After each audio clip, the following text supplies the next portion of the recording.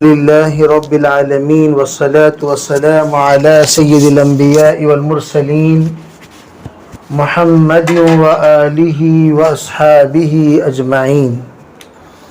أما بعد فأعوذ بالله من الشيطان الرجيم. بسم الله الرحمن الرحيم. قل هو الله أحد الله الصمد لم يلد ولم يولد ولم يكن له كفوا أحد. صدق اللہ العظیم. محترم معزز بھائیوں، عزیزوں، پردہ نشین محترم خواتین، اللہ جل شانہ امن والہ نے اپنے کلام میں جتنی صورتیں نازل فرمائی ہیں ان تمام صورتوں کا اصل مقصد اپنی توحید اور وحدانیت کو امت کے سامنے واضح کرنا ہے. اسی وجہ سے اللہ نے سورہ اخلاص میں اپنا تعارف فرمایا. حدیث پاک میں ہے کہ شیطان آئے گا اور تمہیں ورغلائے گا. جب تمہیں ورغلائے وہ شیطان یہ پوچھے گا بتاؤ اس کو کس نے پیدا کیا درختوں کو؟ تم کہو گے اللہ نے. پھر پوچھے گا بتاؤ آسمان کو کس نے پیدا کیا؟ تم کہو گے اللہ نے. زمین کو کس نے پیدا کیا؟ تم کہو گے اللہ نے. تمہیں کس نے پیدا کیا؟ مجھے کس کو پیدا کیا؟ تم کہو گے اللہ نے. تمام چیزوں کے بارے میں شیطان پوچھنے کے بعد یہ پوچھے گا اللہ کو کس نے پیدا کیا؟ حضرت جناب محمد رسول اللہ صلی اللہ علیہ وسلم نے فرمایا جس وقت شیطان اس طرح تمہیں ورغلائے تو تم سورہ اخلاص پڑھ لیا کرو. قل هو اللہ احد، کہہ دو اس شیطان سے اللہ اکیلا ہے. ایک ہے ایک ہے اکیلا. ایک دو کے مقابلے میں آتا ہے اور اکیلا کسی کے مقابلے میں نہیں آتا. اس لیے کہ جب ایک کہا جائے گا اس کا دو ہو سکتا ہے لیکن اکیلے کا دو نہیں ہو سکتا. اسی لیے فرمایا ایک ہے احد اور ایک ہے واحد. واحد کے معنی بھی ایک ہے، احد کے معنی بھی ایک ہے. لیکن حضرت بلال رضی اللہ تعالی عنہ کو جس وقت ابو جہل ستم کر رہا تھا، ظلم کر رہا تھا، تو حضرت نے واحد واحد نہیں کہا، احد احد کہا. واحد کہتے تو پھر ایک اور ایک سے دو سے تین ہونے کا امکان ہوتا. تو حضرت بلال نے یوں فرمایا اکیلا ہے اکیلا ہے اکیلا ہے. کہنے کا منشا یہ تھا کہ اللہ کے ساتھ کوئی شریک نہیں. اللہ کی ذات تمام چیزوں سے پاک ہے اور اللہ کی ذات تمام چیزوں سے مبرہ ہے. اس کو حضرت بلال رضی اللہ تعالی عنہ نے واضح فرماتے ہوئے کہا اللہ تعالیٰ اکیلا ہے تنے تنہا ہے. اور اسی کو یہاں کہا جاتا ہے اللہ. یہ ترجمہ کرنا یہ ترجمے کی نزاکت کے خلاف ہے، اللہ کی وحدانیت کے پابندیوں کے خلاف ہے. اس کے لیے ترجمہ مفسرین کیا کرنے کو زیادہ ترجیح دیتے ہیں؟ قل هو اللہ احد، اللہ اکیلا ہے کہو. اکیلے کا دوسرا نہیں ہوا کرتا. اور علماء فرماتے ہیں اکیلا ہونے کا اللہ رب العزت کے سامنے جس وقت بندہ اقرار کرتا ہے یا اللہ تو اکیلا ہے، فرمایا صرف اللہ کو اکیلے تنے تنہا کو تمام کام کا کارساز تسلیم کرتا ہے. رازق ہونے میں تو اکیلا ہے، مالک ہونے میں تو اکیلا ہے، خالق ہونے میں تو اکیلا ہے، ستار ہونے میں تو اکیلا ہے، جبار ہونے میں تو اکیلا ہے، کارساز ہونے میں تو اکیلا ہے، قادر ہونے میں تو اکیلا ہے، لطیف ہونے میں تو اکیلا ہے، باری ہونے میں تو اکیلا ہے، معین ہونے میں تو اکیلا ہے، نصیر ہونے میں تو اکیلا ہے. اللہ اپنے صفات میں بالکل اکیلا ہے، اللہ کے ساتھ کوئی شریک نہیں. اسی کو اگلی آیت میں کہا گیا اللہ الصمد، اللہ تعالیٰ بالکل بے نیاز ہے. یہ ترجمہ اردو میں کیا جاتا ہے لیکن علماء فرماتے ہیں قرآن پاک کی ان آیتوں کا ترجمہ اردو زبان میں ہم ہرگز نہیں کر سکتے. مفہوم کی ادائیگی تو کر سکتے ہیں لیکن اس کی ترجمانی کر سکتے ہیں, ترجمہ نہیں کر سکتے. ایک ہوتی ہے ترجمانی, ایک ہوتا ہے ترجمہ. ترجمہ تو کر ہی نہیں سکتے, ترجمانی کر سکتے ہیں. قرآن میں یہ بتانا چاہتے ہیں, قرآن میں یہ بتایا جا رہا ہے, قرآن میں یہ بتانا چاہتے ہیں, اس طریقے سے ہم لوگ ترجمانی تو کر سکتے, ترجمہ نہیں کر سکتے. چنانچہ کیا کہا, فرمایا قل هو اللہ احد کا ترجمہ اللہ یہ کہے اللہ الصمد, اللہ بے نیاز ہے. صمد اس ذات کو کہتے ہیں جس کا سب محتاج ہو وہ کسی کا محتاج نہ ہو, جس کے سب محتاج ہو وہ کسی کا محتاج نہ ہو, اسے کہتے ہیں سمجھ. پوری کائنات اللہ کی محتاج ہے لیکن اللہ کسی کا محتاج نہیں ہے. یہاں تک کہ نبیوں کا بھی اللہ محتاج نہیں ہے. بلغ ما انزل الیک من ربک, فرمایا جناب محمد رسول اللہ صلی اللہ علیہ وسلم سے آپ اپنے پیغام پہنچائیے جو کچھ تمہیں پہنچانے کا حکم دیا گیا. وَإِن لَمْ تَفْعَلْ فَمَا بَلَّغْتَ رِسَالَتَهُ, اگر آپ نے اللہ کی امانت کو امت تک نہیں پہنچانے کی ذمہ داری پوری کی تو یوں سمجھیے اللہ رب العزت کے ذمہ داری کو آپ صحیح طریقے سے نبھائے نہیں. اور سن لیجئے, آپ اگر ڈر کی وجہ سے رک رہے ہیں, خوف کی وجہ سے رک رہے ہیں, اندیشے کی وجہ سے رک رہے ہیں, یہ کیا بولے گا, وہ کیا بولے گا, ان تمام چیزوں کی طرف آپ پرواہ نہ کریں, ان تمام چیزوں کی پرواہ نہ کریں. واللہ یعصمک من الناس, اللہ تمام لوگوں سے آپ کو بچائے گا. اگر پھر بھی آپ لوگوں میں سے کوئی رک گیا, انبیاء رک گئے کام نہیں کیے, فرشتے رک گئے کام نہیں کیے, اللہ کی جماعت رک گئی کام نہیں کی, تو اللہ تعالیٰ فرماتے واللہ غنی عن العالمین, اللہ پورے کائنات سے مستغنی ہے. اللہ فرشتوں کا محتاج نہیں, اللہ نبیوں کا محتاج نہیں, اللہ کتابوں کا محتاج نہیں, اللہ اپنے بندوں کا محتاج نہیں, اللہ اولیاء اللہ کا محتاج نہیں. اسی لیے حدیث قدسی ہے, لو بلغت, اللہ تعالیٰ تمام انسانوں سے مخاطب ہو کر فرماتے ہیں یا عبادی لو ان اولکم وآخرکم وانسکم وجنکم جمعوا على صعید واحد فیسأل کل انسان مسئلتا اعطی کل انسان مسئلتا فلا ينقص ذلك مما عندي شیئا. اللہ تعالی خود ارشاد فرما رہا ہے, اے میرے بندو, اگر تمہارے اول سے لے کر آخر تک تمام انسان تمام جنات ایک میدان میں جمع ہو جائیں, سب کے سب اپنے اپنے من کی بات اللہ سے مانگے, اپنے اپنے مطالبہ اللہ کے سامنے پیش کرے, اللہ سب کو ان کے مطالبے کے مطابق عطا کرتا چلا جائے گا, عطا کرتا چلا جائے گا. فلا ينقص ذلك مما عندي شيئا, میرے پاس جو خزانہ موجود ہے اس میں ذرا برابر کمی نہیں آئے گی. اور پھر آگے کیا فرمایا, وَلَوْ أَنَّ أَوَّلَكُمْ وَآخِرَكُمْ وَإِنسَكُمْ وَجِنَّكُمْ, تمام انسان تمام جنات اول تا آخر سب کے سب نیک صالح پاک دل والے کی طرح ہو جائے, یعنی سب نبی اکرم صلی اللہ علیہ وسلم کی ذات اقدس کی طرح, امام الانبیاء کے صفات والے, امام سید المرسلین کے صفات والے, خاتم النبیین کے صفات والے, شافع محشر کے صفات والے, رحمت للعالمین کے صفات والے ہو جائیں.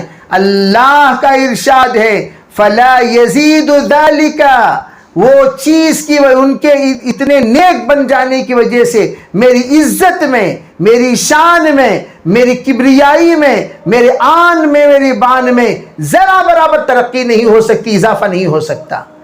اگر سب کے سب اول سے آخر تمام انسان تمام جنات سب کے سب برے ہو جائیں, حامان ہو جائیں, شداد ہو جائیں, نمرود ہو جائیں, عتبہ ہو جائیں, شیبہ ہو جائیں, ابو جہل ہو جائیں, پوری دنیا ابو جہل ہو گئی, پوری دنیا عتبہ اور شیبہ ہو گئے, پوری دنیا نمرود ہو گئی اور پوری دنیا فرعون ہو جائے, اللہ فرما رہا ہے میری عزت پہ ذرا برابر بھی کمی نہیں آئے گی.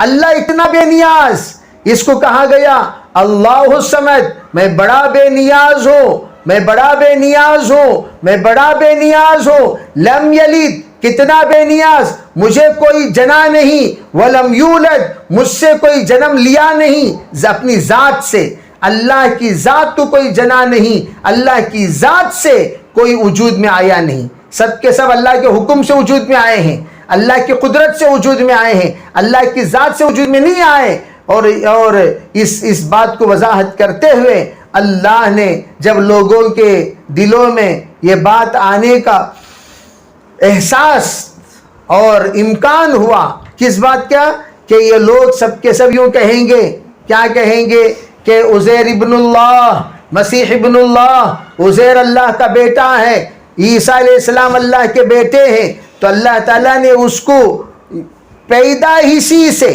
عیسیٰ علیہ السلام کے پیدائش کے وقت سے ہی رد فرما دیا، فرمایا قال انی عبداللہ، عیسیٰ علیہ السلام پیدا ہوتے ہی کہنے لگے میں اللہ کا غلام ہوں، آتانی الکتاب، اللہ نے مجھے کتاب دی ہے، وجعلنی نبیہ، اللہ نے مجھے نبی بنایا ہے۔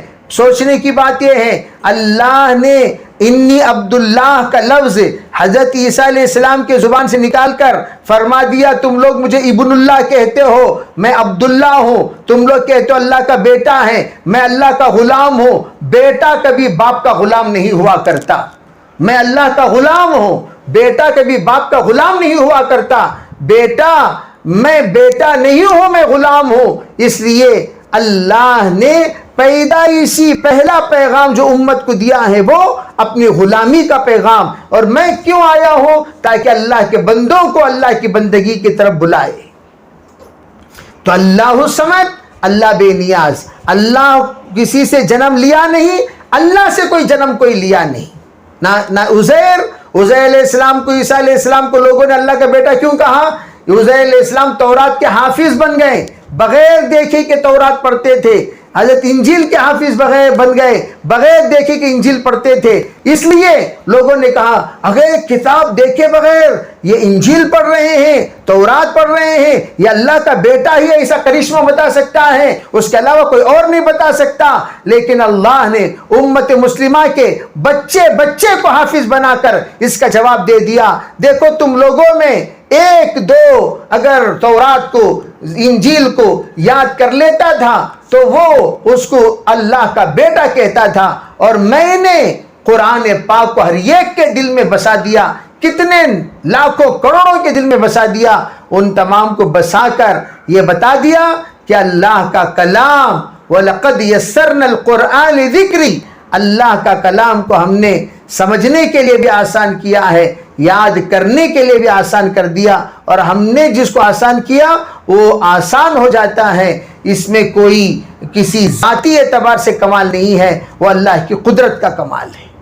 تو اللہ تعالیٰ جو نعمتیں ہمیں نصیب کیا، بچے حافظ ہو گئے، چھوٹے بچے حافظ ہو گئے، تو ہونا تو یہ چاہیے ان کو ابن اللہ کہتے وہ لوگ، لیکن حقیقت میں یہ ابن اللہ نہیں ہے بلکہ عبداللہ ہی ہیں۔ لیکن عبداللہ میں اللہ نے جن کو اپنے کلام کے لیے چن لیتا ہے ان کو اللہ قبول کرتا چلا جاتا ہے۔ بہرحال اللہ الصمد لم یلد ولم یولد ولم یکن لہ کفوا احد، ایسی ذات کوئی اور بھی ہے، ایسے کمال والی کوئی اور بھی ہے، جیسے شرح تہذیب میں اللہ کا تعارف کراتے ہوئے حضرت لکھتے ہیں کہ جمیع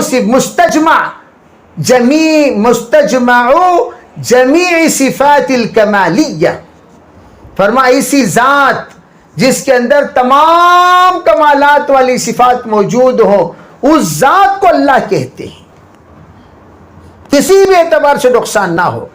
اور آپ کو میں یہ بات بتا دوں کہ دنیاوی اعتبار سے جو لوگ خداؤں کو تسلیم کرتے ہیں، آپ ان میں جا کر پوچھیں، اس سے پہلے میں نے گزشتہ بتایا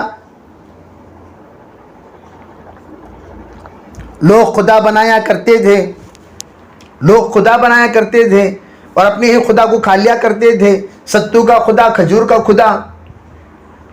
تو یہ جو خدائیں بنایا کرتے تھے تو یہ الگ الگ، سر کے درد کا الگ خدا، گویا وہ خدا صرف سر میں درد کو دور کر سکتا ہے، آنکھوں میں درد کو دور نہیں کر سکتا، گویا ان کو خود اس بات کا یقین ہے رزق کا خدا الگ ہے، اس کی پوجا کرو، زمین کا خدا الگ ہے، اس کی پوجا کرو، کائنات کا مشرق کا خدا الگ، مغرب کا خدا الگ، شمال کا خدا الگ، جنوب کا خدا الگ، ان خداؤں کو الگ الگ الگ الگ ان لوگوں نے قرار دے کر اس کو تابعدار بنانے کی ان لوگوں نے کوشش کی۔ علماء فرماتے ہیں یہ جو خداؤں کا تم لوگوں نے نظام بنایا، یہ نظام بالکل ادنا سا نظام ہے، یہ نظام بالکل ایسا نظام ہے جس نظام میں کوئی نظام نہیں ہے۔ جس کو چاہتے آپ خدا بنا رہے ہیں، جس کو چاہتے ہیں آپ بے خدا بنا رہے ہیں، لیکن اللہ اس کو کہتے ہیں جس میں سب رزق کے لیے بھی اسی کو پکارو، عمر کے لیے بھی اسی کو پکارو، برکت کے لیے بھی اسی کو پکارو، رحمت کے لیے بھی اسی کو پکارو، ہر طرح کی کائنات کی جتنی ضرورت ہے، حیات کی جتنی ضرورت ہے، لمحات کی جتنی ذرورت ہے، حالات میں جتنی ضرورت ہے، سب کے لیے اکیلے خدا کو پکارو۔ اس اکیلے خدا کو پکارنے کے جو ذات ہے، جس ذات کو تمام کاموں کے لیے پکارا جا سکتا ہے، وہ اکیلی ذات اللہ کی ہے۔ اسی کو یہاں فرمایا لم یلد ولم یولد ولم یکن لہ کفوا احد۔ تم نے جتنے بھی کائنات میں خدائیں بنائے ہیں، ان تمام خداؤں میں سب سے زیادہ طاقتور، سب سے زیادہ ہمت والا، جس کو تم سمجھتے ہو، وہ بھی کسی نہ کسی اور کام میں کسی نہ کسی کا محتاج ہو جاتا ہے، لیکن اللہ اس کو کہتے ہیں جو کبھی کسی کا محتاج ہی نہ ہو، جو کبھی کسی کا محتاج ہی نہ ہو۔ بہرحال اللہ تعالی ہم میں شریعت کو سمجھنے کی توفیق عطا فرمائے۔ میں یہ عرض کر رہا تھا کہ یہ جو بات میں نے بتائی سورہ اخلاص کے سلسلے میں، قل هو اللہ احد اللہ الصمد لم یلد ولم یولد ولم یکن لہ کفوا احد، یہ تفصیلات آپ حضرات کے سامنے جو کچھ بھی میں نے بیان فرمائے ان تمام میں اللہ نے وحدانیت کو بیان کیا، جس کی وجہ سے سورت کا نام سورۃ الاخلاص رکھا گیا ہے۔ سورۃ الاخلاص رکھا گیا تاکہ خالص اللہ کے بنو۔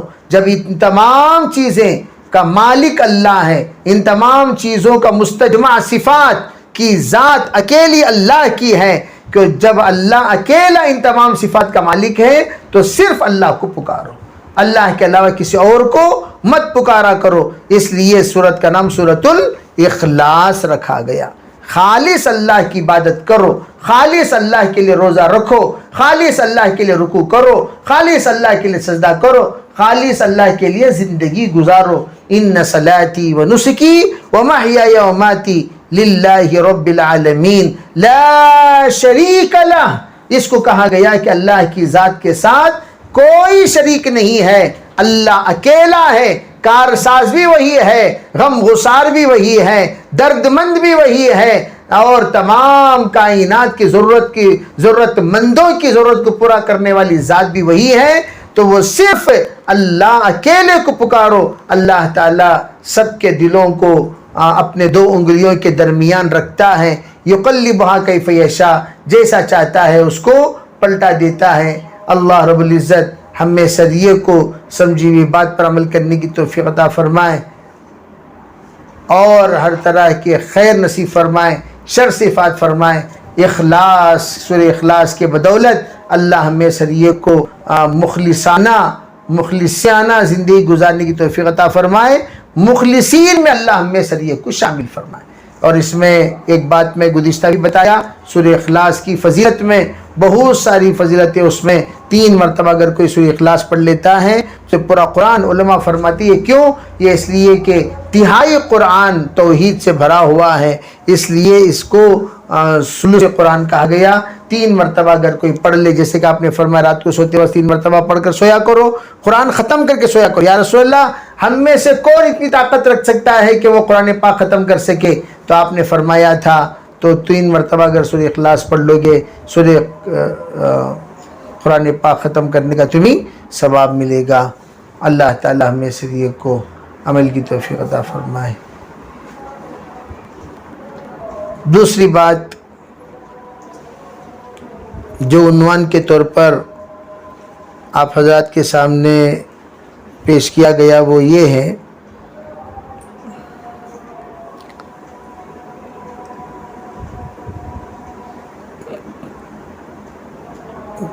کہ علم اور اولاد کی تربیت،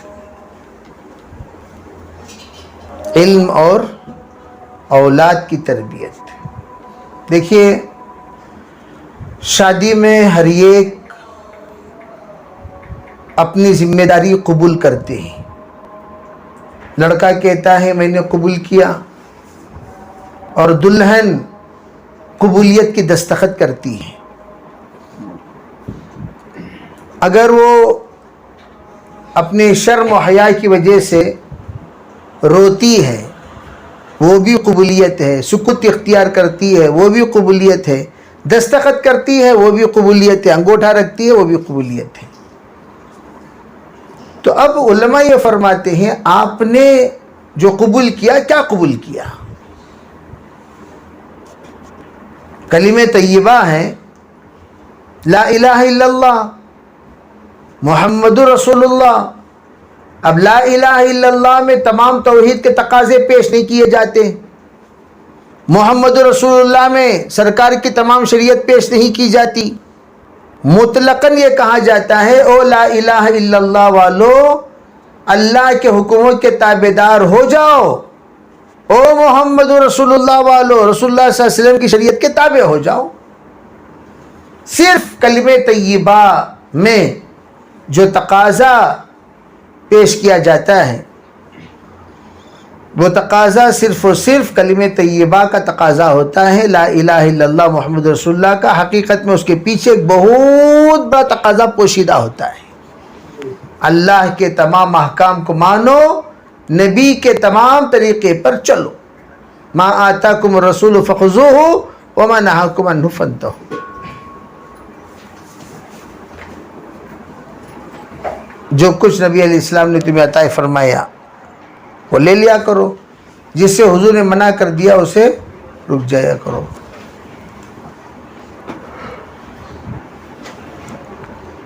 اب دیکھنے کی بات یہ ہے کہ ہم نے جو نکاح میں قبول کیا اس کے پیچھے کیا کیا ذمہ داریاں ہیں. سب سے پہلے بیوی کے ذمے ہیں اپنے شوہر کا خیال رکھنا. اللہ اور اللہ کے رسول کے بعد بیوی کے لیے اپنے شوہر کا حق ادا کرنا فرض ہے. اب اسی بیوی کو جو اب تک بیوی تھی اللہ نے اسے ماں بنا دیا. اب ماں بنانے کے بعد ذمہ داری اور بڑھ گئی. اندرونی تربیت کی ذمہ داری ماں کی، بیرونی تربیت کی ذمہ داری باپ کی. اندرون وہ تربیت ماں کرے گی، بیرون یہ تربیت باپ کرے گا. اندرونی تربیت ماں کیسے کرے گی؟ ماں اپنے تربیت میں بچے کو رکھ کر اس کی زبان سے درست کرے گی، اس کی نظروں کو حیادار بنائے گی، اس کو کانوں کو گناہوں سے بچائے گی، اس کے دل اور دماغ کو غلط تصورات سے تخیلات سے محفوظ رکھے گی. اس کے لیے علماء کیا فرماتے ہیں؟ وہ آنکھیں بے حیا دیکھتے دیکھتے بے حیائی کے عادی بنتی ہیں. زبان بے حیائی بولتے بولتے بے حیائی کے عادی بنتے ہیں. بے حیائی کی عادت بولتے بولتے، جیسے اگر کوئی اپنے ہاتھ اپنی کلائی نامحرم کے سامنے کھول دے تو وہ اپنے بازو کھولنے میں شرمائے گی نہیں، اس لیے کہ کلائی تک تو کھل گیا. اب جس وقت ہاتھ کا حیا نکل جائے، ہتھیلی کا حیا نکل جائے تو ہتھیلی سے وہ ہاتھ کو پہنچے گا، ہاتھ سے وہ بازو کو پہنچ جائے گا. اس لیے کہا گیا ہتھیلی کے حیا بھی مت نکالا کرو، گلوز کے ذریعے سے اس حیا کو باقی رکھو. پیر کا بھی حیا مت نکالا کرو، ساس کے ذریعے سے اس حیا کو باقی رکھا کرو. اگر آپ نے ہتھیلی کا حیا نکال دیے وہ حیا آگے بے حیائی آگے بڑھ کر کلائی کو پہنچ جائے گی. کلائی تک کے اگر تم نے حیا نکال دیا تو وہ بازو تک پہنچ جائے گی. اسی طرح قدموں کا حیا آپ نے نکال دیا وہ پنڈلی تک پہنچ جائے گی. پنڈلی کا حیا آپ نے نکال دیا وہ اوپر کے ران تک پہنچ جائے گی. تو بے حیائی پھیلتی ہے، جیسے کہ کینسر کی بیماری پھیلتی ہے. اللہ حفاظت فرمائے. اگر کسی کو کینسر کا کیڑا لگ جائے تو بیماری پھیلتی نہیں پھیلتی، جیسے زہر پھیلتا ہے. تو اسی طرح علماء فرماتے ہیں اب بچوں کی تربیت کی ذمہ داری ماں پر. ماں، اللہ نے سب سے پہلے بچوں کے لیے دین سیکھنے کا سبب آنکھ کو بنایا. بچہ سب سے پہلے جو ہی دیکھنا شروع کرتا ہے، دیکھو سب سے پہلے بچہ یوں ہی پڑا رہے گا، تو یہاں یوں یوں یوں یوں، بیٹا ادھر دیکھو ادھر دیکھو، بیٹا ادھر دیکھو، وہ یوں یوں دیکھے گا نہیں. 2-3 مہینے کے بعد آپ ادھر بولے تو یوں منڈی پلٹائے گا، ادھر بولے تو منڈی یوں پلٹائے گا، اوپر یوں کرے گا تو یوں دیکھے گا، یوں کرے گا تو یوں دیکھے گا. فالو کرے گا وہ. اور جو فالو کرنا شروع کرے تو کیا سمجھنا چاہیے؟ ارے بھئی اب کان کو اور دماغ کو جو کنیکشن تھا وہ صحیح ہے. اگر بچہ فالو ہی نہیں کرے تو اس وقت میں ماں باپ کو بہت فکر شروع ہو جاتا ہے. ارے بھئی نعوذ باللہ میرا بچہ کہیں کان سے معذور تو نہیں ہو گیا، زبان سے معذور تو نہیں ہو گیا. ارے فکر شروع ہو جاتی ہے.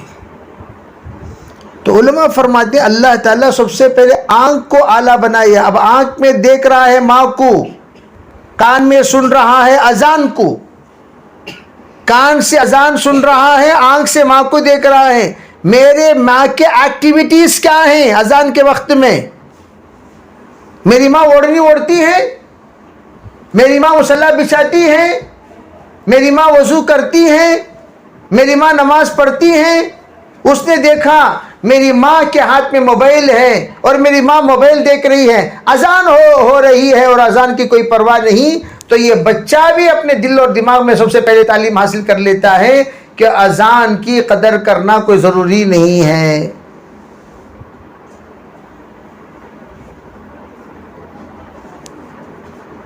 ارے بھئی یہ بات محسوس ہوئی نہیں؟ یہ کہاں سے محسوس ہوئی؟ آنکھ کو اللہ نے سب سے پہلے سیکھنے کا آلہ بنایا اور اس آلے کے ذریعے سے اس کی فیلنگز، اس کی تعلیم. اطلب العلم من المہد، سرکار نے جو کہا ماں کی گود سے علم حاصل کرنا شروع کرو، تو ماں کی گود سے پہلے وہ نظروں سے علم حاصل کرتا ہے اور پھر ماں جو بولتی ہے وہ سنتا ہے، جو سنتا ہے وہ بولتا ہے. اسی لیے پوری دنیا میں آپ جب بھی سنیں گے فادر ٹنگ، مدر ٹنگ سنیں گے، مدر ٹنگ. فادر ٹنگ کام بھی نہیں ہے کیا؟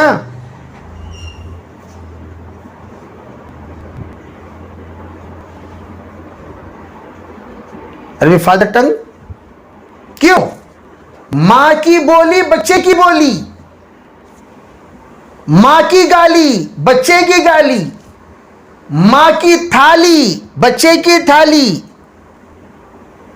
اور ماں کی حالی بچے کی حالی. اور ماں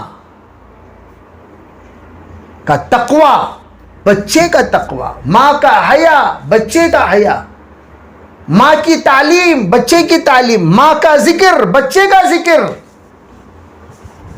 کتنے ایسے بچے کرامت والے پیدا ہوئے ہیں جو بچپن ہی سے قرآن پاک سے ایک عجیب رشتہ. کیوں؟ ماں کا قرآن سے رشتہ، ماں کا نماز سے رشتہ، ماں کے سچائی سے رشتہ، ماں کا امانت داری سے رشتہ، ماں کا حیا سے رشتہ. تو ماں کا اثر اس لیے کہ ماں کا جز ہے، یہ ناف کے ذریعے سے اس کو جدا کیا گیا. ماں کا یہ جز ہے. ماں کا کھانا اس کا کھانا ہوتا تھا، ماں کا پینا اس کا پینا ہوتا تھا، ماں کی سانس اس کے لیے حیات ہوتی تھی، ماں کا دھڑکن اس کے لیے زندگی ہوتی تھی، ماں کا چلنا اس کے لیے چلنا، ماں کی بے قراری اس کے لیے بے قراری، ماں کی خوشی بچے کے لیے بھی خوشی.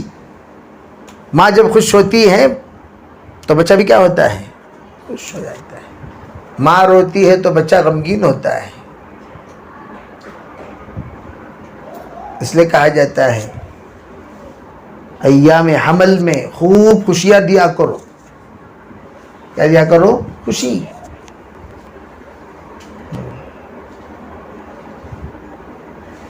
خیر، اللہ تعالیٰ جب ماں بنا دیا تو ماں بننے کے بعد ماں کا حق ادا کرنا. یل بورڈ ماں نہیں بننا. میں تو کہتا ہوں ماں تو سب بنتی ہیں، لیکن مثالی مائیں انگلیوں سے گنا جا سکتا ہے. بیٹا ہو تو ایسا، تربیت ہو تو ایسی، قدر ہو تو اس طرح، اطاعت ہو تو ایسی، اس کو کہتے ہیں. تو اللہ تعالیٰ نے جو ذمہ داری دی ہے، وہ ذمہ داری کو بحسن خوبی انجام دینے کے لیے اللہ نے الحمدللہ ایک ماں کا مقام ہمیں عطا کیا. ہمارے خواتین اس بات کی فکر کریں کہ وہ اس ماں کے مقام کو مد نظر رکھتے ہوئے اپنی زندگی میں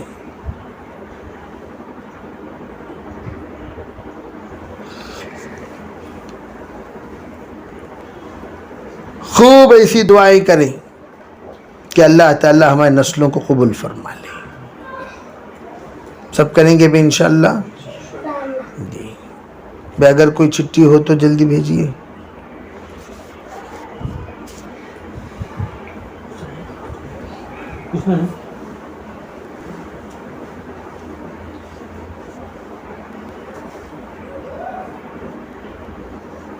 پوچھنا ہے. اللہ تعالیٰ عمل کی توفیق عطا فرمائے. لک الحمد و لک الشکر. اللہم صلی علی سیدنا محمد وعلی آل سیدنا محمد وبارک وسلم. اللہم تقبل منا ما کان صالحا وصلحنا ما کان فاسدا. رب اغفر وارحم وتجاوز عما تعلم انک انت العزیز الاکرم. سبحان ربک رب العزت عما یصفون وسلام علی المرسلین والحمد للہ رب العالمین. بھی سوالات آئے ہیں، بیٹھے رہیں. جلدی لاؤ بیٹھے. کچھ سوالات ہیں. اگر فرض نماز میں تیسری یا چوتھی رکعت میں کوئی سورہ فاتحہ کے بعد کوئی سورہ پڑھ لیں تو اس کے لیے کیا حکم ہے؟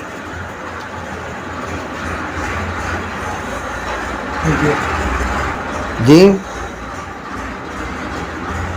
بھئی اگر تیسری رکعت میں سورہ فاتحہ کے ساتھ کوئی سورہ پڑھ لے، سجدہ سہو کر لیں، سجدہ سہو کر لیں. ہاں تاخیر رکوع پر سجدہ سہو ہے. جو رکوع میں ہم نے تاخیر کیے ہیں اس پر سجدہ سہو ہے. بس اتنی بات یاد رکھ لیں. دیکھو ہمیشہ یاد رکھو، فرائض کے چھوٹنے پر سجدہ سہو نہیں ہے. نماز ہی ختم. فرائض اگر ختم، نماز ختم. واجبات کے چھوٹنے پر سجدہ سہو ہے. سنتوں کے چھوٹنے پر بھی سجدہ سہو نہیں ہے. سنتیں اگر چھوٹ گئی سجدہ سہو نہیں ہے. فرائض چھوٹ گئی تو نماز ہی نہیں ہے. واجبات اگر چھوٹ جائے تو سجدہ سہو ہے. تو اب ہم لوگوں کو واجبات کیا کیا ہیں سب سے پہلے وہ سیکھنا ہے. جب واجبات آپ سیکھ لیں گے، سمجھ لیں گے، تو پھر اس کے بعد سجدہ سہو کرنا یا نہ کرنا وہ آپ کو معلوم ہو جائے گا. اس میں اگر تاخیر ہو جائے تو ایسے موقع پر سجدہ سہو کرنا ضروری ہے. تاخیر پے در پہ نماز پڑھنا واجب ہے.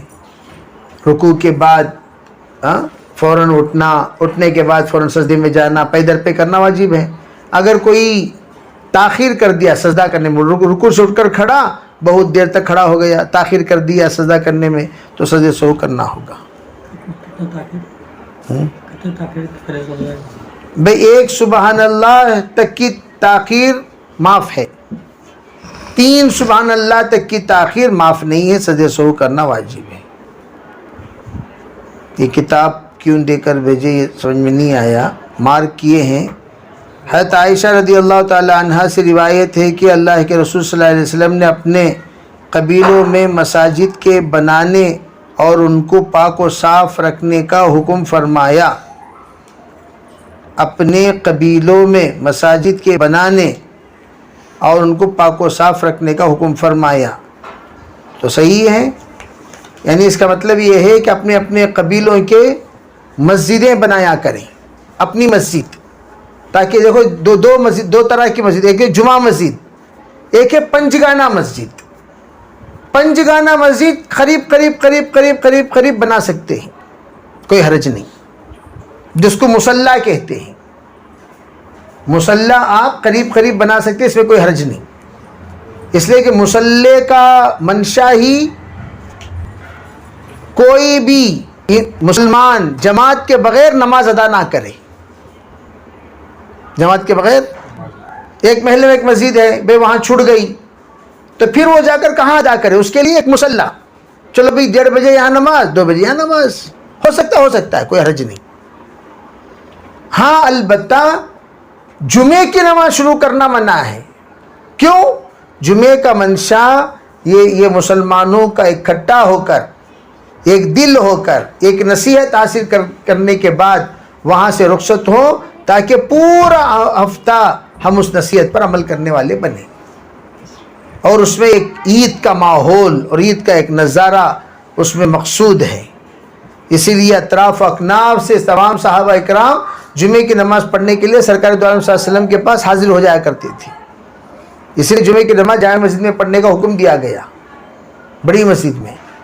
تو اس لیے اس بات کی کوشش کریں کہ جمعے کی نماز وہاں ادا نہ کریں. ہاں البتہ 5 وقت کی نماز ادا کرنا چاہے تو کر سکتے ہیں، کوئی حرج نہیں.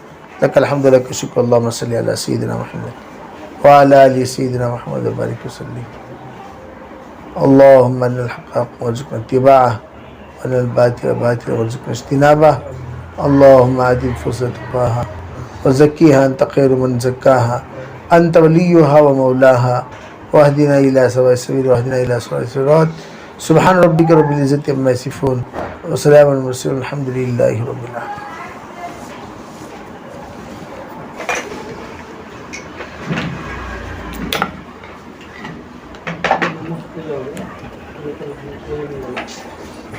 ٹھیک ہے.